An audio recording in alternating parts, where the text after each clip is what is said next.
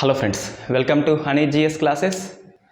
7th June 2022 daily current affairs. ఒక 5 topics మనకు ఉన్నాయి. పాలిటీ 3 ఉన్నాయి, ఎకనామీ 1, ఇంటర్నేషనల్ సంబంధాలు 1 ఉంది. ఈ 5 ఆర్టికల్స్ నేను ఎక్స్ప్లెయిన్ చేస్తాను. సో మిగతా అంశాలు fact bits PDF file Telegram గ్రూప్లో ఇస్తాను, ఈజీగా నోట్స్ రాసుకోవచ్చు. మన ప్రాబ్లం ఏంటి అంటే మొబైల్ అనేది హీటింగ్ ఇష్యూ మళ్ళీ వచ్చింది. సో ఒక హాఫ్ అన్ అవర్ కంటే ఎక్కువ క్లాస్ చెప్తే అది హీట్ అవుతుంది. సో అప్లోడ్ చేసేటప్పుడు స్విచ్ ఆఫ్ అవుతుంది. ఈ 69 ఉద్యమం క్లాస్ చెప్పి ఉన్నా, బట్ దాన్ని అప్లోడ్ చేసేటప్పుడు స్విచ్ ఆఫ్ అయిపోయింది. కాబట్టి సో ఈరోజు మొబైల్ రిపేర్లో చూపిస్తే రేపటి నుంచి మనం అన్ని అంశాలు డిస్కస్ చేయవచ్చు. అంటే ఈ ఫ్యాక్ట్ బిట్స్ కూడా ఎక్స్ప్లెయిన్ చేస్తే నాకు కూడా రివిజన్ పర్పస్ పనికి వస్తుంది. సో ఫస్ట్ చూస్తే మనకి సరోగసీ యాక్ట్ 2021 అనేది ఢిల్లీ హైకోర్టులో కేసు పడింది.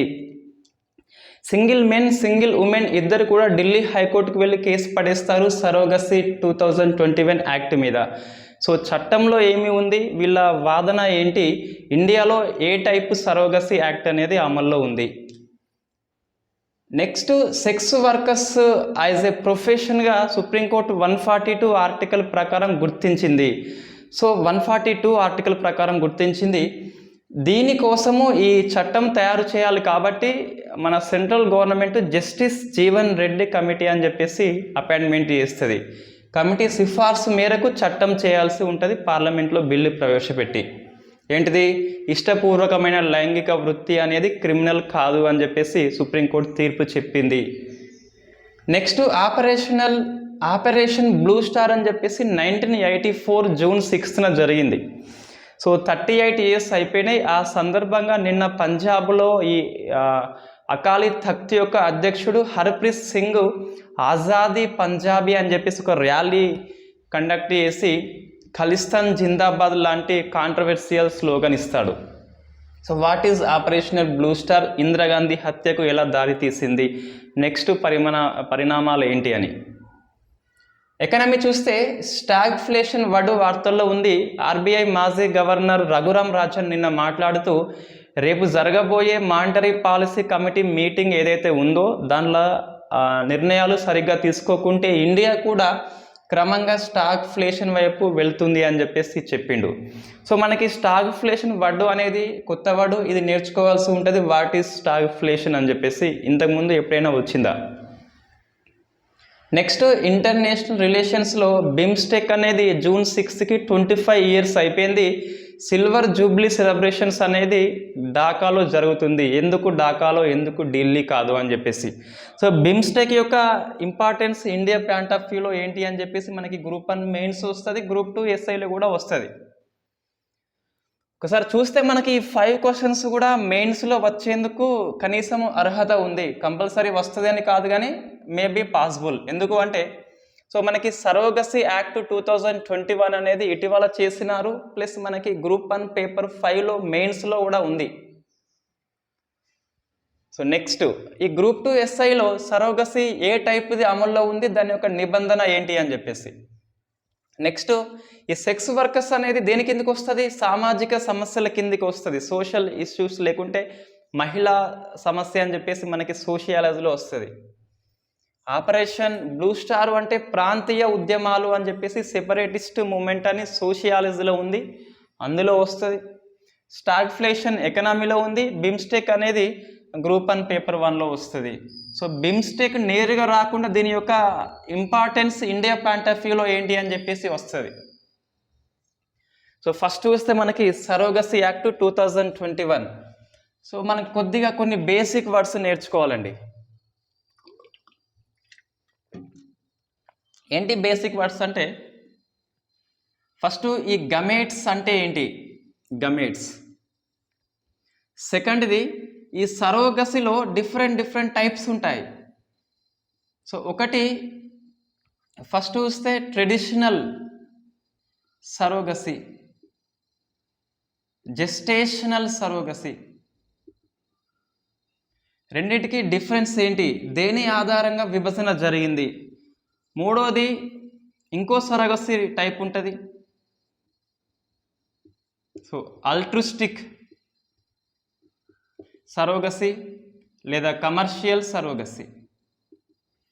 మనకి ఫస్ట్ ఈ కీవర్డ్స్ తెలిస్తే చట్టంలో ఈజీగా మనకి ఉన్న అంశాలు అర్థమవుతాయి. సో ఫస్ట్ చూస్తే గమేట్స్ అంటే తెలుగులో పునరుత్పాదక కణాలు అండి. ఈ రీప్రొడక్టివ్ సిస్టంలో పాల్గొనే కణాలు ఏవైతే ఉన్నాయో వాటిని గమేట్స్ అని చెప్పేసి పిలుస్తాం. ఇవి ఏముంటాయి అంటే ఉమెన్లో అందరికీ తెలుసు ఎగ్స్ ఉంటాయి, అండాలు అని చెప్పేసి పిలుస్తాం. సో మెన్ చూస్తే స్ప్రెమ్ ఉంటుంది, శుక్రకణం అని చెప్పేసి పిలుస్తాం. ఇవి రెండిటి ఆధారంగా జైగోట్ పిండం ఏర్పడి సో మనకి ఒక జీవిగా డెవలప్ అవుతుంది ఫ్యూచర్లో. నెక్స్ట్ సరోగసి అంటే అద్దె గర్భం అనేది 2 టైప్స్ ఉంటుంది. సో ఇది మెన్ బొమ్మ ప్లస్ ఇదేమో ఉమెన్ అనుకోండి, ఇద్దరికి పెళ్ళయింది. సో వీళ్ళకి అన్ఫార్చునేట్లీ ఏదో లోపం ఉండడం వల్ల మొత్తం మీద పిల్లలు కాలేదు. సో వీళ్ళు అద్దె గర్భాన్ని ఎంచుకోవాల్సి ఉంటుంది. సో ఈమె సరోగటి మదర్ అండి, అద్దె గర్భం తల్లి అన్నట్టు ఆమె. రైట్, ఇప్పుడు నేను చెప్పేది ఏంటంటే ఈమె ఎగ్గే వాడితే ఆమె అండము వాడి ఈ స్ప్రెమ్ అనేది ఇతంది కావచ్చు, లోపం ఉన్నట్లయితే ఇంకెవరిదన్నా కావచ్చు, ఎవరైనా డోనర్ స్ప్రెమ్ కావచ్చు. సో స్ప్రెమ్ వాడితే ఈ వచ్చే చైల్డ్ ఏదైతే ఉందో ఆ చైల్డ్ ఈమె యొక్క బయోలాజికల్ చైల్డ్ అండి. సో ఈమెకి సంబంధం ఉంటుంది కంపల్సరీ, ఎందుకు ఆ ఎగ్ ఆమెది కాబట్టి.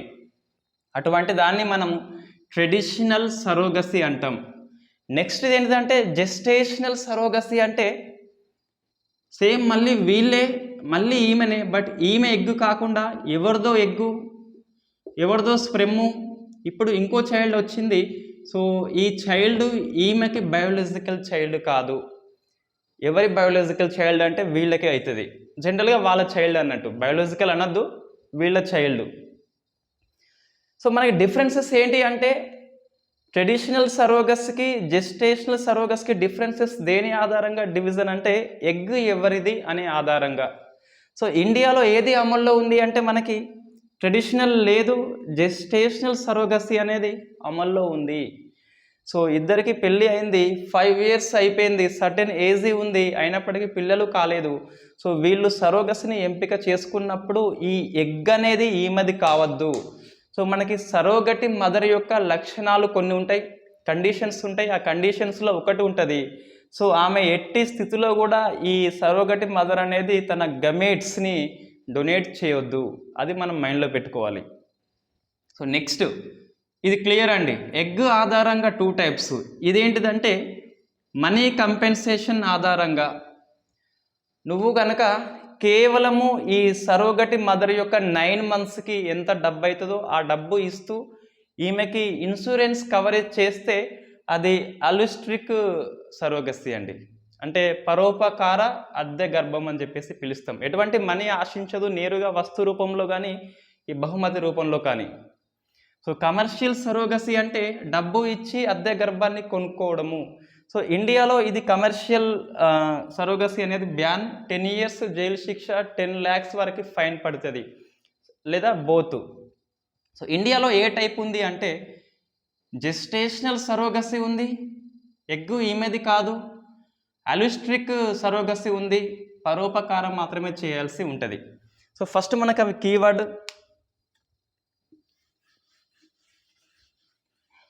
రైట్, నెక్స్ట్ ఏంటి చట్టంలో ఫస్ట్ ఏముంది? ఇది 2021 చట్టము, సరోగస్ చట్టం అని చెప్పేసి పిలుస్తాం. 2022 జనవరి నుంచి అమల్లోకి వచ్చింది, అమల్లోకి వచ్చింది. సో చట్టంలో ఫస్ట్ ఏముంది అంటే ఎవరు సరోగసి కావాలి అనుకుంటున్నారో వాళ్ళు మ్యారీడ్ కపుల్ అయి ఉండాలి కంపల్సరీ. గుర్తుపెట్టుకోవాలి, ఇది first point. So married couple అయి ఉండాలి అంటే పెళ్ళి అయి ఉండాలి. పెళ్ళి అయినాక 5 years అయిపోవాలి వాళ్ళది, 5 ఏళ్ళు ఫస్ట్ న్యాచురల్ మెథడ్లో ట్రై చేయాలి, కష్టపడాలి. సో అయినప్పటికీ పిల్లలు కాకుంటే వీళ్ళు ఫస్ట్ మెడికల్ టెస్ట్ చేసుకోవాలండి.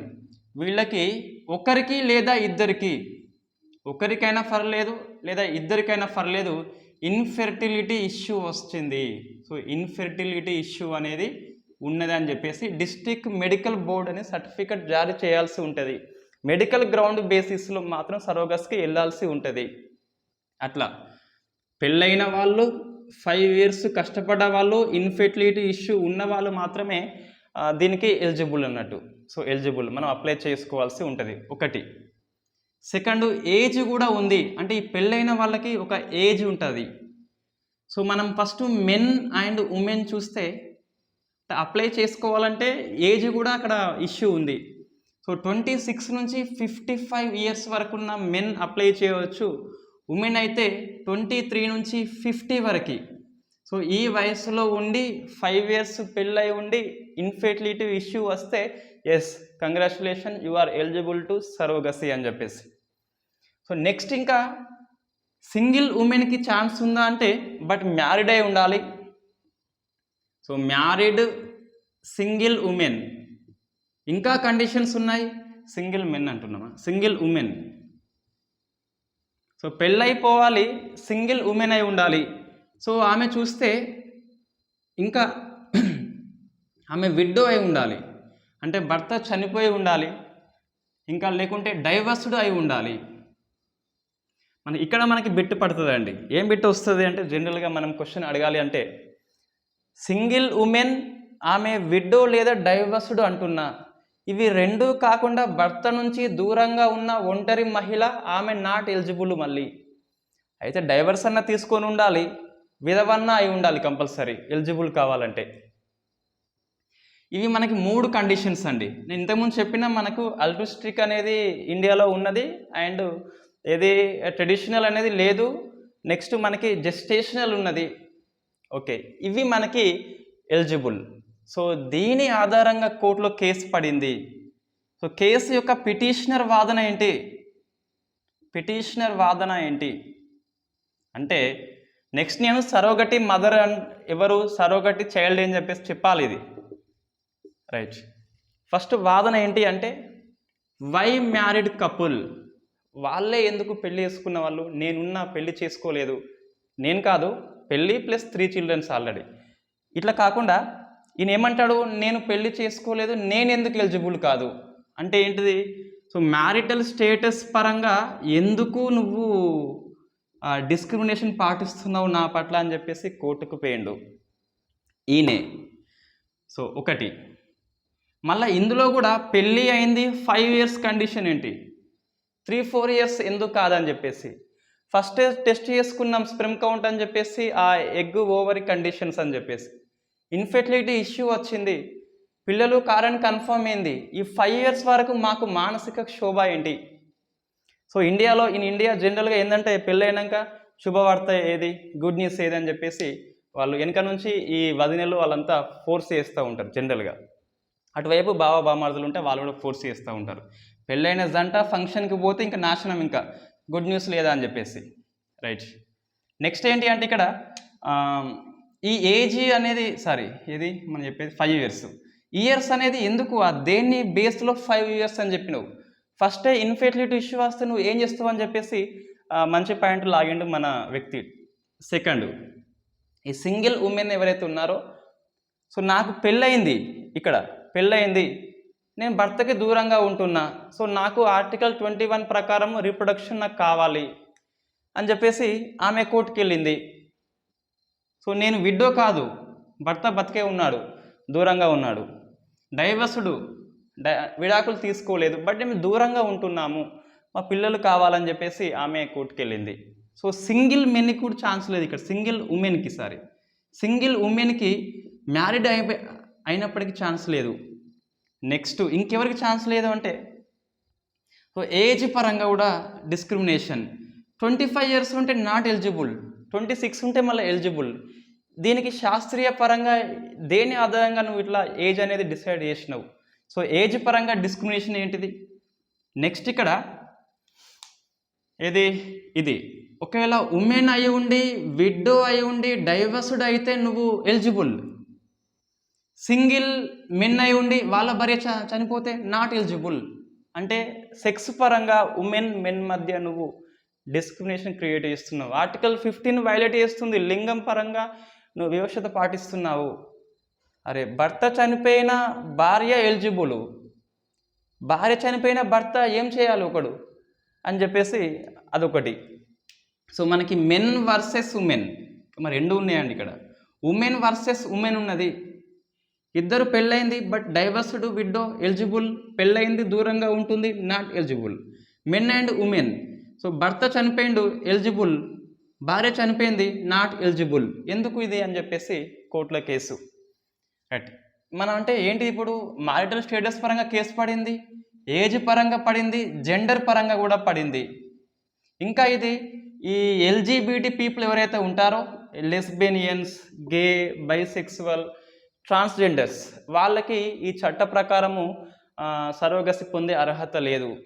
సో వీళ్ళని ఎందుకు మినహాయిస్తున్నావు, ఈ జెండర్ పరంగా ఏంటిదని చెప్పేసి కోర్టులో కేసు పడింది. ఇన్ఫ్యాక్ట్ ఇది చట్టం అయితే 100% నిలవకపోవచ్చండి, అన్నిటిని వ్యాలిడేట్ చేస్తుంది, అది 100% పక్కా. ఆర్టికల్ 15 అయితే పక్కా చేస్తుంది. ఈ ఏజ్కి ఇదే ఏ శాస్త్రీయత, ఏ సైన్స్ చదివినాం అని చెప్పేసి వాళ్ళు ప్రశ్నిస్తున్నారు ఎవరిని, పార్లమెంట్ని. రైట్, ఇది మనకు దీనిలో ఉన్న ప్రాబ్లమ్స్ ఏంటి అంటే ఛాలెంజెస్ అని చెప్పేసి, ఫస్ట్ ఈ సరోగటి మదర్ ఎవరైతే ఉన్నారో, సో మనం ఫస్ట్ డిస్కస్ చేయాలండి. సో సరోగేట్ మదర్ అంటే ఎవరు ఎలిజిబుల్, ఈ అద్దె గర్భం ఇవ్వాలంటే ఎవరు ఎలిజిబుల్? ఫస్ట్ చూస్తే ఈమె కూడా పెళ్ళై ఉండాలి కంపల్సరీ. సో ఆమె ఫస్ట్ మ్యారీడ్ అయి ఉండాలి, ఆమె కనీసము ఒక చైల్డ్ ఉండాలి. ఆమెకైతే ఎవరికి, ఆమెకి చైల్డ్ ఉండాలి. ఆమె తన గమేట్ని డొనేట్ చేయొద్దు, తన ఎగ్ని వాడద్దు. తన ఎగ్ వాడలే కాబట్టి బయాలజికల్ చైల్డ్ కాదండి, అందుకే ఆ ఎగ్ వాడద్దు. ఈమె ఆ ఇంటెండ్ పీపుల్ ఎవరైతే ఉన్నారో, ఎవరికైతే కావాలనో ఆ జంటకి క్లోజ్ రిలేటివ్ అయి ఉండాలి. సో క్లోజ్ రిలేటివ్ అయి ఉండాలి కంపల్సరీ. నెక్స్ట్, ఇది ఒకసారి మాత్రమే సరోగటి చేయాలి, ఇంకోసారి చేయొద్దు. ఒకసారి చేసినవు ఇంకోసారి చేయొద్దు అని చెప్పేసి. సో ఈమె వయసు అనేది 25 నుంచి 35 ఇయర్స్ ఉండాలి. ఇంతకుముందు 23 నుంచి 50 ఇయర్స్. ఎవరిది, పెళ్ళైన మహిళది 5 ఇయర్స్ వరకు పిల్లలు కలుగుకుంటే. ఆ విడో డైవర్స్డ్ ఆమెదేమో 35 నుంచి 45 అండి. మొత్తం డిఫరెంట్ మనకి ఏజెస్ అనేది ఉన్నది. సో 23 నుంచి ఏది ఫస్ట్ మనకి పెళ్ళైన అమ్మాయి అయితే 23 నుంచి 50 ఇయర్స్ వరకు. పెళ్ళయింది డైవర్స్డ్ విడో అయితే ఆమె 35 నుంచి 45 ఇయర్స్ ఉంటే ఎలిజిబుల్. ఇక్కడ సరోగటి మదర్కి ఏమో 25 నుంచి 35. ఇది ఎట్లా చేసిండ్రు మనకు తెలియదు, కానీ ఏ సైన్స్ చదివిలో కానీ మొత్తం ఇదైతే చట్టంలో అయితే ఉన్నది. సో మనం ఇక్కడ కీవర్డ్ ఏంటిదంటే క్లోజ్ రిలేటివ్ ఒకటి గుర్తుపెట్టుకోవాలి కంపల్సరీ. అంటే మనము చట్టాన్ని విమర్శ చేసేటప్పుడు ఇది మనకి అవసరం ఉంటుంది. నెక్స్ట్, తన ఎగ్ని దానం చేయొద్దు, అది గుర్తుపెట్టుకోవాల్సి ఉంటుంది. ఒక చైల్డ్ కలిగి ఉండాలని చెప్పేసి ఉంటుంది. నెక్స్ట్, సరోగటి చైల్డ్ ఎవరు అంటే ఈ చైల్డ్కి ఉన్న రైట్స్ ఏంటి, ఈ చైల్డ్ మీద ఉన్న రైట్స్ ఎవరికి అంటే ఈమెకి రావు. ఎందుకు, బయాలజికల్ చైల్డ్ కాదు, ఇంటెండ్ పీపుల్ ఎవరైతే ఉన్నారో వాళ్ళకి వస్తుంది, అంటే ఆ జంటకు వస్తుంది. సరోగసిని ఎవరైతే ఆశిస్తున్నారో వాళ్ళకి రైట్స్ ఉంటాయి.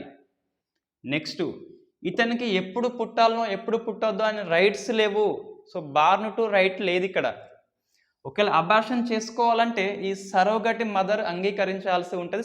ఇది అబార్షన్ చట్టం ఏదైతే ఉందో దాని ప్రకారమే చేయాల్సి ఉంటుంది, ఏమన్నా డిఫెక్ట్ వస్తే గిట్ట. సో అబార్షన్ చేయాలి అంటే కంపల్సరీ ఈమె అనుమతి తీసుకోవాలి కంపల్సరీ. ఈమె అనుమతితోనే అబార్షన్ చేయాల్సి ఉంటుంది. ఫర్ ఎగ్జాంపుల్ ఇక్కడ ఏమవుతుందంటే మనం నెక్స్ట్ చెప్దాం సమస్యలలో. నెక్స్ట్ ఇంకేంటి అంటే సో అనుమతి తీసుకోవాల్సి ఉంటుంది. ఈమెకున్న రైట్స్ ఏంటి అంటే, ఇప్పుడు ఈ ఎగ్ ఈమెది కాదు, స్ప్రెమ్ వీళ్ళ హస్బెండ్ది కాదు, ఎవరిదో రెండు కలిపి పిండం చేసిండ్లు. ఈమె గర్భాశయంలో ప్రవేశపెట్టాక మునుపే ఈమె సరోగసి నుంచి వైదొలగవచ్చు, నాకు వద్దు అని చెప్పేసి బయటకు వెళ్ళిపోవచ్చు. ఎప్పుడు, గర్భాశయంలో ప్రవేశపెట్టక ముందు. రైట్, ఇది మనకి చట్టంలో ఉన్న అంశాలండి. ఇప్పుడు ఏంటి, మనం చట్టాన్ని రివ్యూ చేయాల్సి ఉంటుంది, ఏం లోపాలు ఉన్నాయని చెప్పేసి, ఎలా ముందుకోవాలని చెప్పేసి. ఫస్ట్ చూస్తే ఈ క్లోజ్ రిలేటివ్ పెద్ద ప్రాబ్లం అండి. ఎందుకు అంటే, సో మీన్స్ దాదాపు దగ్గరి వాళ్ళు అయి ఉంటుంది, దగ్గరి వాళ్ళు. సో ఈమె చైల్డ్ కన్నది, ఇంకా ఈమె కొంచెము ప్రేమ అనేది కంపల్సరీ, ఎఫెక్షన్ అనేది ఉంటుంది కాబట్టి కొద్ది వారికి ఇబ్బంది ఇది. సో అన్నోన్ పీపుల్ వేరు, నోన్ పీపుల్ వేరు. మన కళ్ళం కూడా పెరుగుతున్నాడు, మన బాలుడే అని చెప్పేసి, మన బాలిక అని చెప్పేసి వాళ్ళు కొట్టినా తిట్టినా వీళ్ళకి ఇబ్బంది అవుతుంది. సో ఎమోషనల్ పరంగా ఎఫెక్ట్ కావచ్చు. సో క్లోజ్ రిలేటివ్ పెట్టినారు అందుకే అని చెప్పేసి ఒకటి. సెకండ్, ఈమెకి ఎటువంటి ఎకనామీ లేదండి, అంటే డబ్బు కమర్షియల్ది లేదు. సో మనకి జనరల్గా ఈ ఆడవాళ్ళ పనికి డబ్బులు ఇవ్వరు, ఇటువంటి సమాజాన్ని ఏమంటామంటే పితృస్వామిక వ్యవస్థ అంటాం. ఇంట్లో పని చేస్తారు, బోళ్ళు తోముతారు, ఊడుస్తారు, ఇంకా అన్ని చేస్తారు, డబ్బులు అయితే ఇవ్వరు. సో అటువంటి సమాజాన్ని, అంటే ఈ నిర్ణయం కూడా ఒక రకంగా పితృస్వామిక వ్యవస్థ వైపు ఉన్నదని చెప్పేసి చెప్పొచ్చు. సో పితృస్వామిక వ్యవస్థ. నెక్స్ట్, ఈ చైల్డ్ ఎవరైతే ఉన్నారో చైల్డ్ యొక్క రైట్స్, అంటే ఈ అబార్షన్ చేయొచ్చు అంటున్నాం మనం ఇక్కడ. సో ఈయనకి బార్న్ టు రైట్ అని చెప్పేసి లేదు, రావద్దు అంటే రావద్దు, రావాలి అంటే రావాలి. సో బార్న్ టు రైట్ లేదు, ఆర్టికల్ 21 అనేది ఉల్లంఘిస్తున్నారు. బార్న్ టు రైట్ లేదు చెప్పేసి. సో మనకి ఇటువంటి ఇష్యూస్ అనేది ఉన్నది. ఇంకొకటి, ఫర్ ఎగ్జాంపుల్ ఇక్కడ థర్డ్ పార్టీ అనేది లేదు, ఇక్కడ థర్డ్ పార్టీ ఇన్వాల్వ్మెంట్ లేదు. సో 1 and 2 ఇంకొక ఆమెతో ఒప్పందం చేసుకుంటున్నారు, బట్ ఇందులో థర్డ్ పార్టీ ఎక్కడ ఉంది? థర్డ్ పార్టీ మీన్స్ మీడియేటర్ ఇక్కడ ఎవరు లేరు. ఫర్ ఎగ్జాంపుల్ ఈ చైల్డ్ పరంగా చూస్తే గిట ఇప్పుడు వీళ్ళు ట్విన్స్ అని తెలిసిందండి, ఒక అమ్మాయి ఒక అబ్బాయి పుట్టినారు. జనరల్గా వీళ్ళు ఏం చేస్తారు సరోగసి వాళ్ళ అంటే ఈ అమ్మాయిని తీసుకోరు, ఈ అబ్బాయిని తీసుకుంటారు, ఈమె పరిస్థితి ఏంటి అని చెప్పేసి. అది లేదు, అమ్మాయి పుట్టింది, ఒకరే పుట్టినారు, సో ఈమెను తీసుకోకపోవచ్చు, వీళ్ళు తీసుకోకపోవచ్చు. సో అటువంటి టైంలో ఏం చేస్తామని చెప్పేసి చట్టంలో అయితే మనకి ఏమీ లేదు. So third party involvement compulsory ఉండాలి అని చెప్పేసి నిపుణులు చెప్తున్నారు. సో ఇది మనకి సరోగసిలా అండి. సో అలిస్ట్రిక్ ఉన్నది అండ్ జెస్టినేషనల్ ఉన్నది, ఎగ్గు ఆమెది కావద్దు, అవి మనం గుర్తుపెట్టుకోవాల్సి ఉంటుంది. ఇంకోటి మనకి ఈ చట్ట ప్రకారం అనేది ఇది assisted reproductive technology and surrogacy board అనేది స్టేట్ లెవెల్లో నేషనల్ లెవెల్లో ఏర్పడాలి.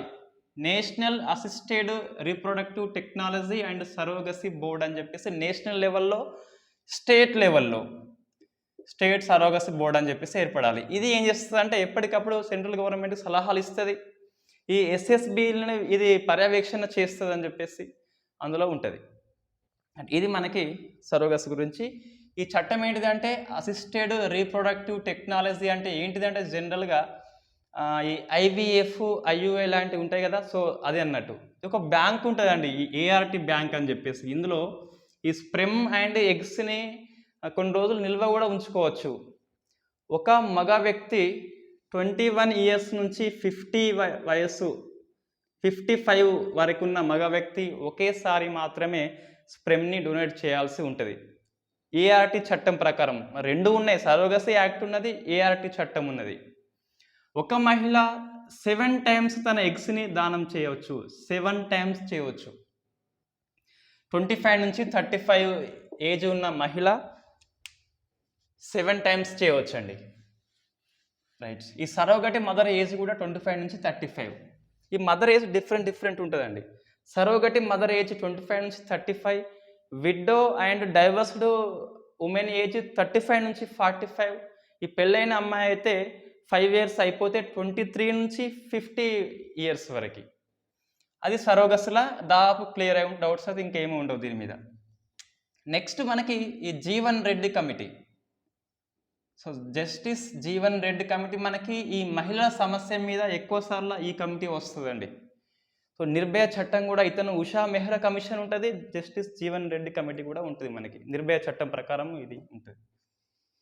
ఇది ఎందుకు ప్రభుత్వం ఏర్పాటు చేస్తుంది అంటే మనకి లాస్ట్ 1 week అనుకుంటా ఈ సెక్స్ వర్కర్స్ యొక్క వర్క్ ఏదైతే ఉందో, సెక్స్ వర్క్ అనేది ఇది యాజ్ ఏ ప్రొఫెషనల్గా సుప్రీంకోర్టు తీర్పు చెప్పింది.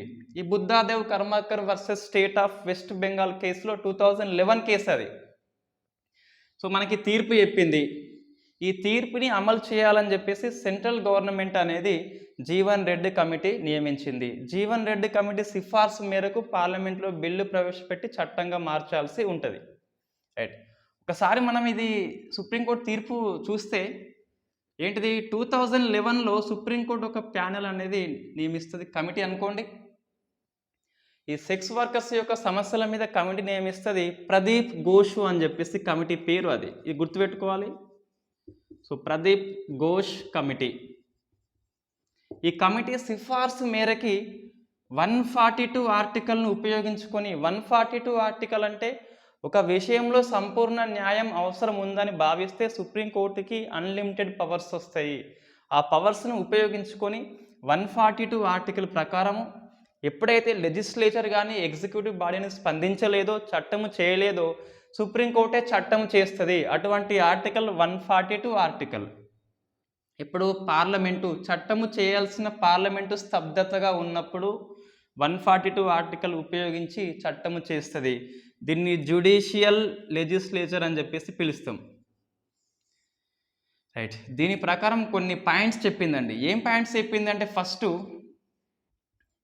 వీళ్ళకి ఎప్పుడు క్రిమినల్ లా అనేది అప్లై అవుతుంది అంటే, ఒకటి ఏజ్, ఒకటి కన్సెంట్, ఒకటిది సెక్యూరిటీ. రైట్. హెల్త్ సెక్యూరిటీ చూస్తే ఫస్ట్ ఏజ్, ఈమె అడల్ట్ అయి ఉండి, లేకుంటే అబ్బాయి, ఇక్కడ సెక్స్ వర్కర్ అంటే అమ్మాయి అని కాదు, అబ్బాయి కూడా. సో అమ్మాయి అబ్బాయి ఎవరైనా ఒకరు అడల్ట్ అయి ఉండి, కన్సెంట్ ఉన్నట్లయితే అంటే సమ్మతము ఉన్నట్లయితే సో అది నేరం కాదు. అడల్ట్ అంటే మేజర్ అయి ఉండి సమ్మతితో పాల్గొంటే అది నేరం కాదు అని చెప్పేసి, ఇది సెక్స్ వర్క్ అనేది ఒక ప్రొఫెషన్గా గుర్తించాలని చెప్పేసి తీర్పు చెప్పింది. ఈ హెల్త్ సెక్యూరిటీ అంటే ఏంటిదంటే, ఈ అమ్మాయి లేదా అబ్బాయి అనేది ఈ కండోమ్ లాంటి హెల్త్ పర్పస్లో వాడచ్చు. అది ఉన్నంత మాత్రాన అది ఎవిడెన్స్గా భావించి వీళ్ళకి శిక్ష వేయద్దు అని చెప్పేసి తీర్పు చెప్పింది. సో మనకి ఇంతకుముందు సుప్రీంకోర్టు అంతకుముందు ఏదో కేసులో మొత్తం మీద కండోమ్ ఉంటే ఎవిడెన్స్గా భావించి వీళ్ళని లోపల వేయచ్చు అని చెప్పేసి చెప్పింది. బట్ ఇప్పుడు ఏంటి అంటే, హెల్త్ పర్పస్లో వాళ్ళు ప్రొటెక్షన్ కొరకు వాడచ్చు. సో దాన్ని ఎవిడెన్స్గా భావించవద్దు, అది మనం గుర్తుపెట్టుకోవాలి. ఎవిడెన్స్గా భావించవద్దు అని చెప్పేసి. రైట్. ఇది మనకి ఉన్నది. నెక్స్ట్ ఇక్కడ అయితే వీళ్ళు క్రిమినల్ కాదు, బట్ వీళ్ళు ఉన్న ప్లేస్ ఏదైతే ఉందో అక్కడ ఎక్కువ మంది ఉంటే గిట్ట అది బ్రోతల్ హౌస్గా భావించి ఆ ఓనర్స్ని లోపలేయాలి ఫస్ట్ అన్నట్టుగా. సో బ్రోతల్ హౌస్ ఓనర్స్కి ఇది ఇమ్మోరల్ ట్రాఫిక్ యాక్ట్ 1956 ప్రకారం వీళ్ళకి క్రిమినల్ చర్య తీసుకోవచ్చు ఆ ఓనర్స్కి. సో ఇది ఎటు కాని తీర్పు, ఇది నేరం కాదట, ఇది నేరం అని చెప్పేసి తీర్పు చెప్పింది. సెకండ్, వీళ్ళ చైల్డ్ ఎవరైతే ఉంటారో, వీళ్ళ చైల్డ్ ఆ బ్రోతల్ హౌస్లో సెక్స్ వర్కర్స్కి పిల్లలు పుట్టొచ్చు. వాళ్ళ యొక్క రైట్స్ ఏంటి అంటే, సో మనకి ఇంతకుముందు ఎప్పుడైనా వీళ్ళు పోలీసులు విజిట్ చేసినప్పుడు, అంటే పెట్రోలింగ్ చేసినప్పుడు, ఆ విజిట్ కాదు, మళ్ళీ పెట్రోలింగ్ చేసినప్పుడు ఆ రెస్క్యూ ఆపరేషన్ కండక్ట్ చేసినప్పుడు చైల్డ్ని అక్కడ ఐడెంటిఫై చేస్తే గిట్ట సెపరేట్ చేసేది. ఇప్పుడు సెపరేట్ చేయొద్దు, ఆ DNA టెస్ట్ చేయాలి. ఒకవేళ ఈ సెక్స్ వర్కర్ యొక్క చైల్డ్ అయినట్లయితే ఆమెను అక్కడనే ఉంచాలి, అతన్ని అక్కడనే ఉంచాలి, కొడుకు లేదా కూతురు. ఇది మనం గుర్తుపెట్టుకోవాల్సి ఉంటుంది. సో నెక్స్ట్ ఇంకా ఏం చెప్పిందంటే, ఇది యాజ్ ఏ ప్రొఫెషన్గా గుర్తిస్తున్నాం మేము. ఆర్టికల్ 21 ప్రకారము జీవించే హక్కులో భాగంగా, జీవనోపాధిలో భాగంగా దీన్ని ప్రొఫెషన్గా మేము గుర్తిస్తున్నాం అని చెప్పేసి. వీళ్ళకి డిగ్నిటీ ఉంటుంది అని చెప్పేసి చెప్పింది. డిగ్నిటీ ఉంటుంది, ప్రతి వర్క్కి డిగ్నిటీ ఆఫ్ లేబర్ అని చెప్పేసి చెప్తాం కదా, అట్లనే డిగ్నిటీ ఉంటుంది. వీళ్ళని పోలీసులు ఎట్టి పరిస్థితుల్లో కూడా కించపరచొద్దు, ఆ స్టిగ్మా అనేది ఉండద్దు అని చెప్పేసి చెప్పింది. దాంతోపాటు మీడియాకి కొన్ని చెప్పింది. మీడియా రోల్ ఏంటి అని చెప్పేసి, ఈ press council of India regulate చేస్తుంది ఇండియాలో ఉన్న మీడియాని. వెంటనే కొన్ని సర్క్యులర్ జారీ చేయాల్సి ఉంటుంది.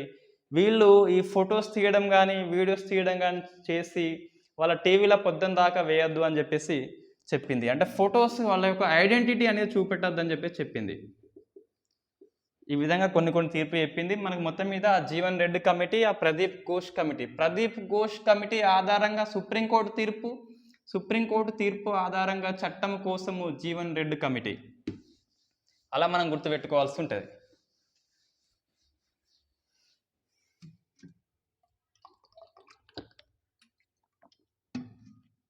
ఇంకా ఈ పోలీసు వాళ్ళు విజిట్ చేసినప్పుడు అక్కడ సెక్సువల్ అసల్ట్కి గురి అయితే, సెక్సువల్ హింసకు గురి అయితే ఇట్ట ఈ అమ్మాయిలు, సో వాళ్ళు వెంటనే మెడికల్ అసిస్టెన్స్ అనేది అవసరము, వైద్య సహాయం అనేది వెంటనే ఇవ్వాలని చెప్పేసి అందులో చెప్పింది.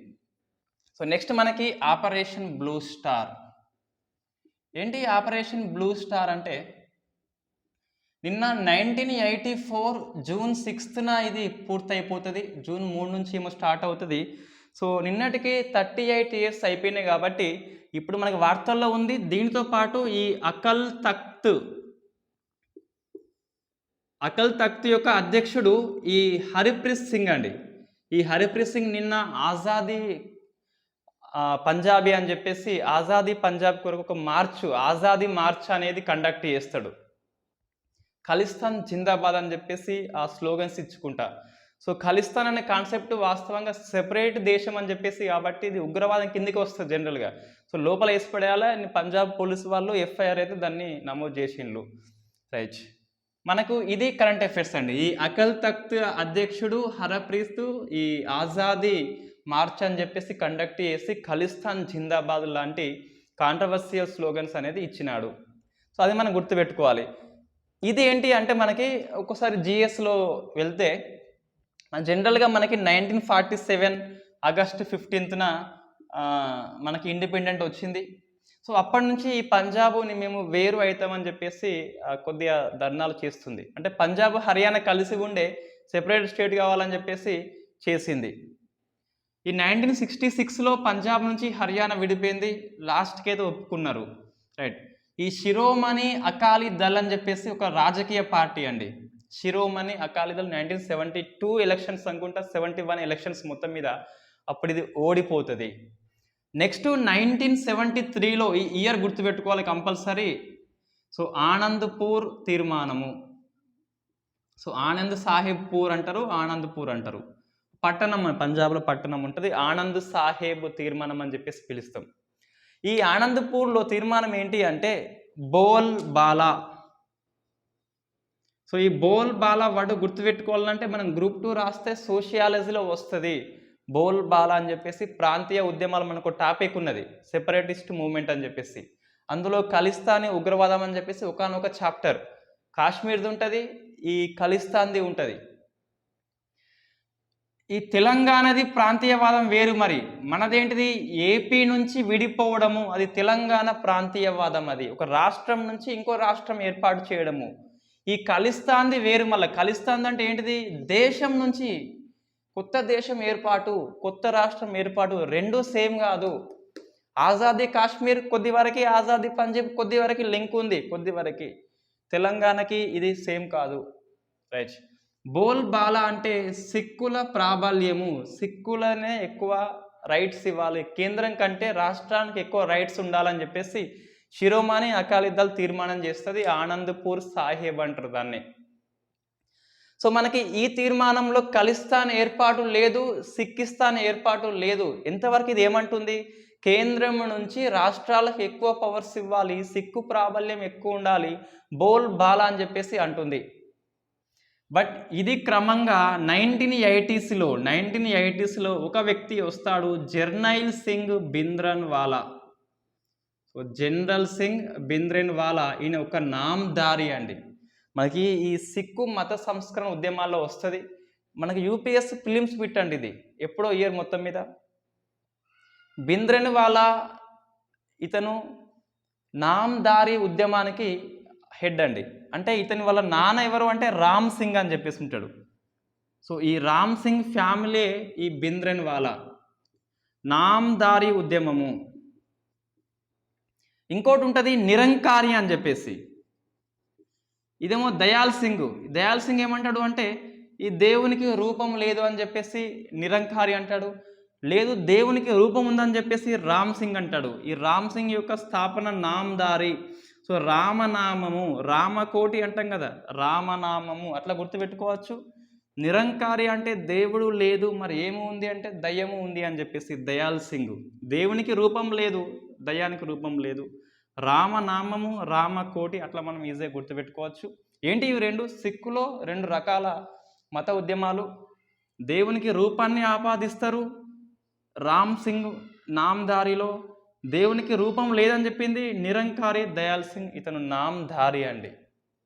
రైట్, ఈ భింద్రన్వాలా వచ్చినాక ఈ సెపరేటిజం అనేది రెచ్చగొడతాడు. మనకి ప్రత్యేక సిక్కిస్తాన్ కావాలి, ప్రత్యేక ఖలిస్తాన్ కావాలని చెప్పేసి సో ప్రత్యేక ఖలిస్తాన్ కావాలని చెప్పేసి రెచ్చగొడతాడు. ఈ ఖలిస్తాన్ ఉగ్రవాదులు అందరూ కూడా ఈ పంజాబ్లో ఉంటుంది ఒకటి మనకు తెలుసు ఆల్రెడీ, స్వర్ణ దేవాలయం అని చెప్పేసి. సో స్వర్ణ దేవాలయం వాస్తవంగా ఇది హరమందిర్ సాహిబ్ అని చెప్పేసి పిలుస్తాం. ఈ హరమందిర్ సాహిబాకి ఎవరో అంటే అర్జున్ దేవ్ వాస్తవం కట్టిండు హరమందిర్ సాహిబ్ అని చెప్పేసి. ఈ అర్జున్ సిక్కు 5వ గురువు, ఐ థింక్ 5వ గురువు ఈ జహంగీర్ ఉరిదీస్తాడు. కట్టింది హరమందిర్ సాహిబ్ అని చెప్పేసి. దానికి ఒక రాజు గోల్డెన్ పూత పూస్తే అదే గోల్డెన్ టెంపుల్గా మారుతుంది. దీని ఒరిజినల్ పేరు హరమందిర్ సాహిబా. ఈ హరమందిర్ సాహిబాకి గోల్డ్ పెయింట్ వేస్తే వచ్చిందే స్వర్ణ దేవాలయం. అమృత్సర్లో ఉంటుంది, పంజాబ్లో. సో ఇందులో వీళ్ళు దాక్కుంటారు, ఈ భింద్రన్వాలా వాళ్ళు ప్లస్ అనుచరులు, ఫాలోవర్స్. అప్పుడు మన ఇందిరాగాంధీ సైనిక ఆపరేషన్ని అనౌన్స్మెంట్ చేస్తుంది, అదే ఆపరేషన్ బ్లూ స్టార్ అని చెప్పేసి. ఆ సిక్కుల పవిత్ర దేవాలయాన్ని నువ్వు అపవిత్రం చేసినావు అని చెప్పేసి అంటే ఈ 1984 జూన్ 6న ఆపరేషన్ బ్లూ స్టార్ సక్సెస్ అవుతుంది. లోపల ఉన్న ఉగ్రవాదులని భింద్రన్వాలాతో సహా అందరినీ మట్టు పెట్టేస్తుంది ఇండియన్ ఆర్మీ, అందరినీ చంపేస్తుంది. ఇన్ఫ్యాక్ట్ ఇతను కూడా చచ్చిపోతాడు, భింద్రన్వాలా బతికి ఉండడు. బుక్లో ఉంటే తప్పది. జూన్ 6న చనిపోయినాడు భింద్రన్వాలా, రైట్. చనిపోయినాక ఇంకా సిక్కులు మన ఇందిరాగాంధీ మీద కోపం పెంచుకుంటారు. ఎందుకు అంటే, అరే మా సిక్కుల దేవాలయం అనేది పవిత్రమైనది, నువ్వు చెప్పులు వేసుకుపోతున్నావు, మీ సైనికులు బూట్లు వేసుకుపోతున్నారు, వద్దు అని చెప్పేసి. ఇన్ఫ్యాక్ట్ ఇక్కడ దేశ రక్షణ ముఖ్యమండి, దేశ రక్షణ ముఖ్యం కాబట్టి ఆమె చర్య కొద్దిగా సరైనదని చెప్పేసి మనం చెప్పొచ్చు. ఆ టైంలో చూస్తే సెపరేటిజాన్ని ఇతను ఉసుగొలుపుతున్నాడు. ఇండియాలో ఐక్యత దెబ్బతింటుంది, కంపల్సరీ అవసరం, బట్ వాళ్ళు అర్థం చేసుకోలేదు, ఆమెకు అంగరక్షకులు చంపేస్తారు. సో మనకి 1984లో చంపేస్తారు, అక్టోబర్ 31న ఇందిరాగాంధీని. తర్వాత మన సెక్యూరిటీ గార్డు ఎన్ఎస్జి చట్టం వస్తుంది, ఎన్ఎస్జి. అంతవరకు ఈ ప్రధానమంత్రి రక్షణ ఏదైతే ఉందో ఢిల్లీ పోలీస్ చూసుకునేది. లండన్లో ప్రధానమంత్రి రక్షణ లండన్ పోలీస్ చూస్తారు, అది మనం కాపీ కొట్టి ప్రైమ్ మినిస్టర్ రక్షణ అనేది ఢిల్లీ పోలీస్కి అప్పగిస్తాం. సో ఈ ఇన్సిడెంట్ అయిన తర్వాత ఇంకా ఈ ప్రైమ్ మినిస్టర్ యొక్క రక్షణ అనేది ఎన్ఎస్జి చూసుకుంటుంది, నేషనల్ సెక్యూరిటీ గార్డ్ అని చెప్పేసి పిలుస్తాం.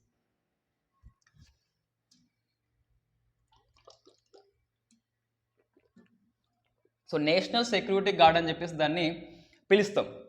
సో ఇది ఆపరేషన్ బ్లూ స్టార్. నెక్స్ట్ ఇందిరాగాంధీని చంపేస్తారు, సిక్కుల అల్లర్లు వస్తాయి, అదంతా మనకి ఇక్కడ అవసరం లేదు. సో హరప్రీత్ సింగ్ నేమ్ గుర్తుపెట్టుకోండి, సరిపోతుంది. Next economy, stagflation.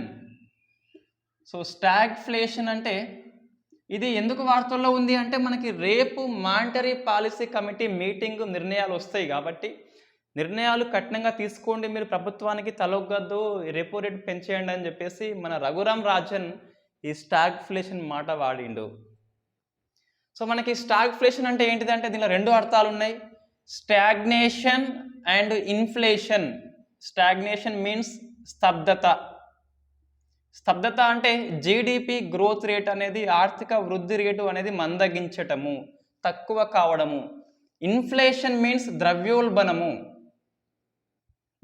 ఇది ఎక్కువ కావడము. సో ద్రవ్యోల్బణం చాలా ఎక్కువ ఉన్నది, జీడిపి తక్కువ ఉన్న ఒకనొక ఆర్థిక పరిస్థితిని, ఒక కండిషన్ ఎకనామీలో, దాన్ని స్టాగ్ఫ్లేషన్ అని చెప్పేసి పిలుస్తాం. జనరల్గా మనకి ఏమవుతుంది అంటే ద్రవ్యోల్బణం కొద్ది వరకు మంచిదే, 2 to 6 ఉంటే మంచిదే. సో మనకి ద్రవ్యోల్బణం, రైట్, ద్రవ్యోల్బణం ఏదైతే ఉందో, సో ద్రవ్యోల్బణము అనేది ఏంటిది, ధరల పెరుగుదల ఉన్నది ఎక్కువ, ఉత్పత్తిదారులకి లాభమే కొద్దిగా. సో వాళ్ళు ఏం చేస్తారు అంటే లాభం వస్తుంది, సో ఉత్పత్తిని పెంచుతారు. అంటే ఫస్ట్ ఏం చేయాలి, పెట్టుబడి పెంచుతారు. లాభం ఎక్కువ వచ్చింది, సో పెట్టుబడి పెంచినారు, లాభాలు పెరిగినాయి, ధరలు పెరిగినాయి. పెట్టుబడి పెంచాలంటే కంపల్సరీ ఉత్పత్తి పెంచాలంటే ఎంప్లాయ్మెంట్ని అనేది ఎక్కువ రిక్రూట్ చేసుకోవాలి. సో పెట్టుబడి పెంచితే ఉపాధి పెరిగింది. సో ఉపాధి పెరిగింది అంటే నిరుద్యోగం తగ్గింది. నిరుద్యోగం అనేది ఏమైంది, తగ్గింది. ఉపాధి పెరిగినప్పుడు ఉత్పత్తి ఆటోమేటిక్గా పెరుగుతుంది. ఉత్పత్తి పెరిగితే జీడిపి అనేది పెరుగుతుంది. జనరల్గా ద్రవ్యోల్బణం కొద్ది వరకు 2 to 6 ఉంటే ఏం కాదు, మరీ ఎక్కువ ఉన్న ఇబ్బందే, తక్కువ ఉన్న ఇబ్బందే. ఈ 2 to 6 ఉండాలని చెప్పింది ఎవరంటే సెంట్రల్ గవర్నమెంట్ చెప్తుంది. ఎవరు చూడాలి అంటే ఆర్బీఐ ఎంపీసీ చూడాల్సి ఉంటుంది. మనం డిస్కస్ చేసినాం ఆల్రెడీ, మానిటరీ పాలసీ కమిటీ అని చెప్పేసి. ఇది ఆర్థిక వ్యవస్థలో ఎటువంటి సప్లైస్ షాక్ లేనప్పుడు ఇట్లా ఉంటుంది. ధరలు పెరిగినప్పుడు ఆటోమేటిక్గా ఉపాధి పెరుగుతుంది, పెట్టుబడి పెరుగుతుంది, ఉత్పత్తి పెరుగుతుంది, జీడిపి పెరుగుతుంది. బట్ ఇక్కడ కొన్నిసార్లు ఏమవుతుందంటే యాజ్ పర్ జనరల్ కండిషన్లో ఇన్ఫ్లేషన్ ఎక్కువ ఉన్నప్పుడు నిరుద్యోగం ఏమైంది? తగ్గింది. జీడిపి ఏమైంది? పెరిగింది. ఇది జనరల్గా మనకు జరిగేది ఆర్థిక వ్యవస్థలో ఇట్లనే జరగాలి. బట్ కొన్ని సప్లై షాక్స్ వంటి కారణాల వల్ల ఉన్నట్టుండి ఒకేసారి ఏదైనా తగ్గడము లేకుంటే ఒకటేసారి పెరగడము అట్లాంటివి సంభవించినప్పుడు ఈ స్టాగ్ఫ్లేషన్ వస్తుంది. ఏమైంది? ఇన్ఫ్లేషన్ ఎక్కువ ఉన్నది, నిరుద్యోగం కూడా పెరుగుతుంది. దీనికి అపోజిట్ నేను చెప్పేది. జీడిపి అనేది ఏమైంది? తగ్గుతుంది. అట్లా నేను చెప్పేది. సో మనకి దీని లక్షణాలు ఏంటి అంటే ఇన్ఫ్లేషన్ అనేది పెరగటము, జీడిపి తగ్గటము, అన్ఎంప్లాయ్మెంట్ అనేది పెరగటము. మనకిది ఫిలిప్ కర్వ్ అని చెప్పేసి ఉంటుందండి. ఇది జనరల్గా ఏది ఇన్ఫ్లేషన్కును నిరుద్యోగ రేటుకి అనేది ఎప్పుడు కూడా విలోమానుపాతంలో ఉంటుంది. బట్ ఇక్కడ ఏమైంది?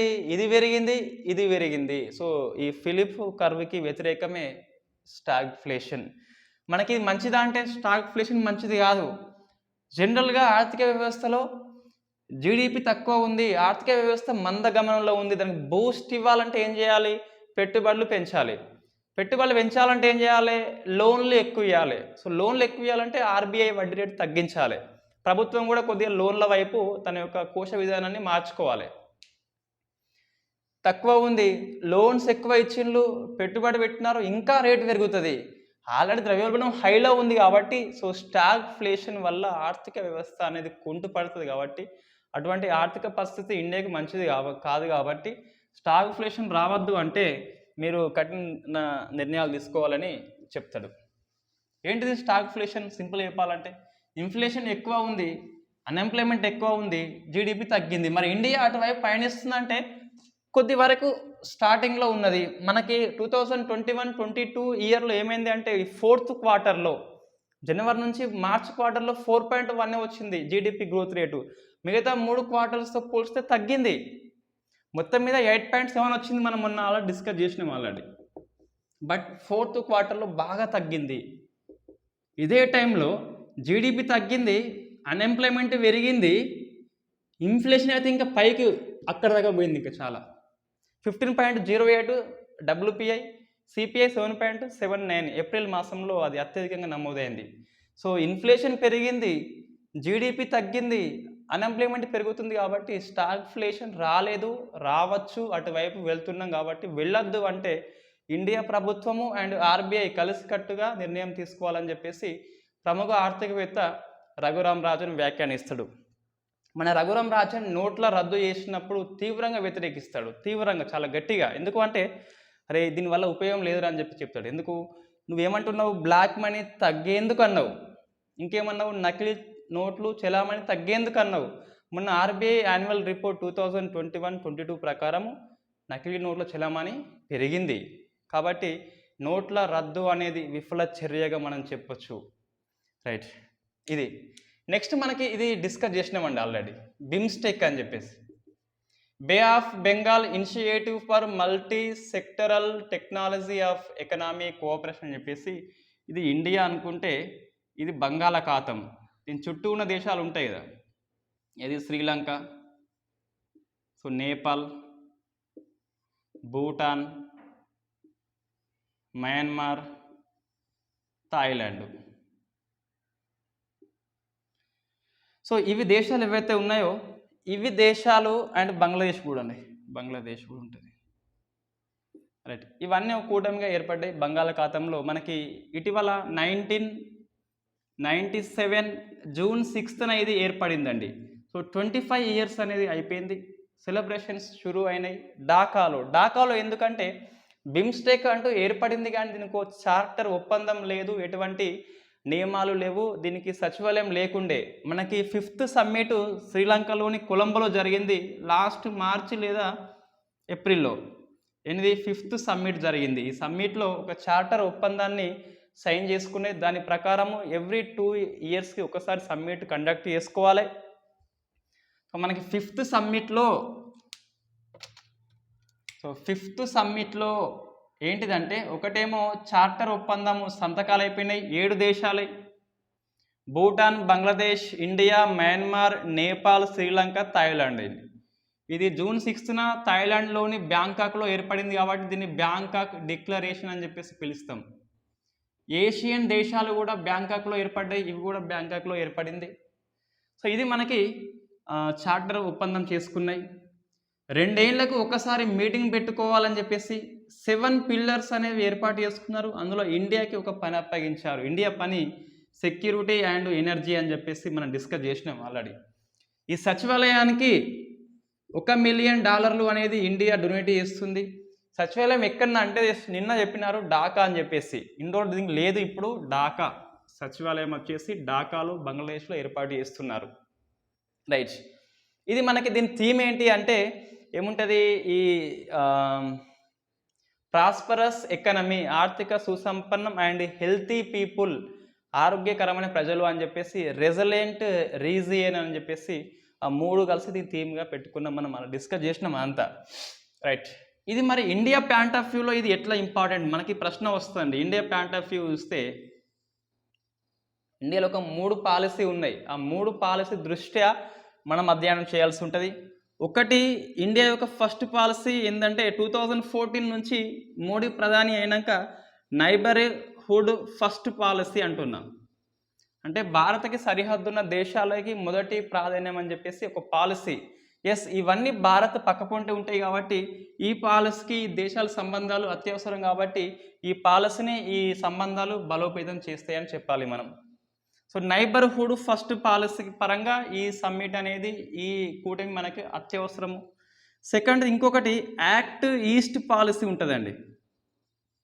సో తూర్పు దేశాల వైపు చర్య. అంతకుముందు లుక్ ఈస్ట్ పాలసీ 1991లో నరసింహారావు ప్రైమ్ మినిస్టర్ ఉన్నప్పుడు లుక్ ఈస్ట్ పాలసీ అంటే జనరల్గా మనం ఉన్నది సౌత్ ఏషియాలో, దక్షిణ ఆసియాలో ఉన్నాం. ఈ మయన్మారు, థాయిలాండ్, ఇండోనేషియా, వియట్నాం ఇవన్నేమో సౌత్ ఈస్ట్ ఏషియా అని చెప్పేసి. అంటే ఇక్కడ ఆగ్నేయ ఆసియా, ఇది వాయువ్యం, మీద ఆగ్నేయం కదా. సో మనం ఇక్కడ ఉన్నాం, మనం సౌత్ ఏషియా. మనకి తూర్పు దిక్కున ఉన్న ఏంటి అంటే ఆగ్నేయ దేశాలు. అంటే ఏంటిది, ఇది సౌత్, ఇది వెస్ట్ కదా. సౌత్ వెస్ట్ ఆసియా ఏదైతే ఉందో, ఇది ఈస్ట్ కదా, సారీ ఏం చెప్తున్నారు, ఇది సౌత్ ఈస్ట్ ఏషియా. ఏది, ఈ మయన్మార్, థాయిలాండ్. ఈ సౌత్ ఈస్ట్ దేశాలు ఇండియాకు ఏ దిక్కున ఉంటాయి అంటే తూర్పు దిక్కున ఉంటాయి. ఎందుకు, మనం సౌత్లో ఉన్నాం కాబట్టి. మనం సౌత్లో ఉన్నాము, సౌత్ ఈస్ట్ దేశాలు మనకు ఈస్ట్ దిక్కున ఉంటాయి. ఓసారి అటువైపు చూడు అని చెప్పేసి 1991లో చెప్తే చూసుడే కాదు చేయాలి అని చెప్పేసి మన మోడీ యాక్ట్ ఈస్ట్ పాలసీ అని చెప్పేసి 2014లో స్టార్ట్ చేస్తాడు. సో యాక్ట్ ఈస్ట్ పాలసీ కూడా ఈ సంబంధాలు మనకు అత్యవసరము. నెక్స్ట్ ఇంకోటి, ఇవన్నీ దేశాలు కూడా, ఈ బంగ్లాదేశ్, మయన్మారు ఇవన్నీ మనకి నార్త్ అండ్ ఈస్ట్ ఉన్నాయి కదా, ఈశాన్య రాష్ట్రాలు. వాటి అభివృద్ధి కోసం ఈ దేశాలతో సంబంధాలు అత్యవసరము. సో ఈశాన్య రాష్ట్రాల అభివృద్ధి ఏదైతే ఉందో ఆ అభివృద్ధి కోసము ఈ సంబంధాలు అవసరం. సో ఇండియా పాయింట్ ఆఫ్ వ్యూలో చూస్తే 3 పాలసీలకి ఈ కూటమి అత్యవసరం అని చెప్పొచ్చు. ఇంకోవైపు చూస్తే మనకి సార్క్ కూడా ఉన్నది. సార్క్లో పాకిస్తాన్ ఉంది కాబట్టి మనకి ఎప్పుడు లొల్లే కాబట్టి మనకు ఆ సార్క్ మీటింగ్ పోం కాబట్టి సో అది కంటే ఇటువైపు ఎక్కువ దృష్టి పెట్టాలని చెప్పేసి. ఇంకోటి, ఈ థాయిలాండ్ పక్క పొంటి ఇక్కడ మనకి ఇండోనేషియా ఉంటుంది ఇక్కడ. సో ఈ దేశాల పక్క పొంటి చైనా ప్రాబల్యం పెరుగుతుంది కాబట్టి అది చైనా యొక్క ఇక్కడ మలక్క జలసంధి ఉంటుందండి. మలక్క జలసంధి అని చెప్పేసి సముద్ర రవాణా కోసం కూడా మనకి ఉపయోగపడుతుంది. 4వది, ఈ మలక్క జలసంధిలో సముద్ర రవాణా అని చెప్పేసి సంబంధాలు ఎక్కువ అవుతాయని చెప్పేసి మనం ఇక్కడ రాసుకోవచ్చు. సో మనకి యూపీఎస్సీ ప్రిలిమ్స్ బిట్ చూస్తే మనకి ఎట్లా తెలిస్తే ఇవన్నీ ఇట్లా వచ్చినట్టు యూపీఎస్సీ ప్రిలిమ్స్ అంటే, సరే బుక్ ఇక్కడ లేదు కానీ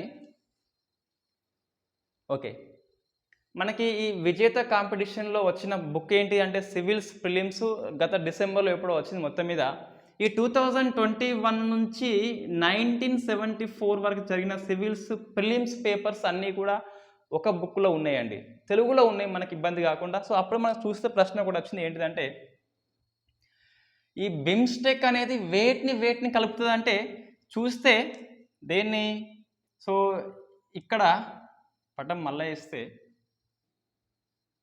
సో ఇది మయన్మారు, ఇది థాయిలాండ్ అండి.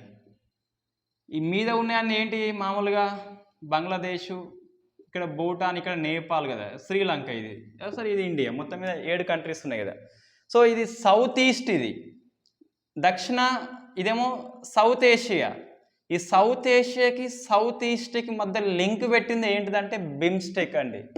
మనకు ప్రశ్న వచ్చింది, బిమ్స్టెక్ అంటే పటం చూస్తే ఈ మయన్మార్, థాయిలాండ్ 2 దేశాలు కూడా సౌత్ ఈస్ట్, ఆగ్నేయ ఆసియా దేశాలు. మిగిలిన ఏంటి, బంగ్లాదేశ్, భూటాను, నేపాల్, ఇవన్నీ ఏమో సౌత్ ఏషియా, దక్షిణాసియా. సో దక్షిణాసియా, ఆగ్నేయ ఆసియాల మధ్య లింక్ ఏర్పరిచిన కూటమి ఏంటి అంటే బిమ్స్టెక్ అండి. అట్లా మనకి ప్రశ్న వచ్చింది. మ్యాప్ ప్యాంటింగ్ బేస్లో ప్రశ్న వచ్చింది. మనకి మొన్న చూస్తే ప్రశ్న ఏమొచ్చింది, సివిల్స్ ప్రిలిమ్స్ 2022లో చూస్తే ఈ ఆఫ్ఘనిస్తాన్ చుట్టూ ఉన్న దేశాలు ఏంటి అని చెప్పేసి వచ్చింది ప్రశ్న.